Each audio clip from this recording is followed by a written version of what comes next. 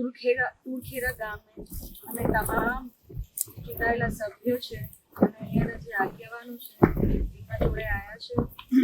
તુરખેરા ગામમાં એવી ઘટના બની કે અમને ખોટી રીતે જે એક સાંત્વના પ્રજાને આપવાનું ભાજપ સરકારે કાવતરું કર્યું કે અહીંયા કોઈ પ્રોજેક્ટ આવવાનું નથી. અહીંયા નરેશ પટેલ મંત્રી આવીને કહી ગયા હતા કે અહીંયા કોઈ આદિવાસીઓને વિસ્થાપિત કરવાના નથી અને તમામ જે એમપીસ હતા અને એમએલએ એ પણ એવું મક્કમતાથી કહીને ગયા હતા કે અમે અહીંયા કોઈ પ્રોજેક્ટ બીજેપીના જે મંત્રીઓ હતા એ લાવવાના નથી.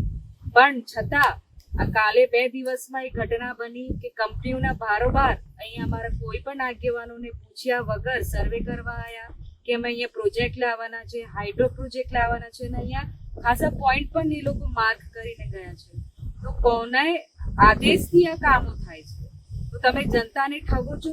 આદિવાસીઓને ફક્ત તમે ઠગીને આટલા વર્ષો તમે એમને રાખ્યા છે. તમે કેમ એના હક અને અધિકાર છીનવા માંગો છો? કેમ એમની જમીનો તમે છીનવા માંગો છો?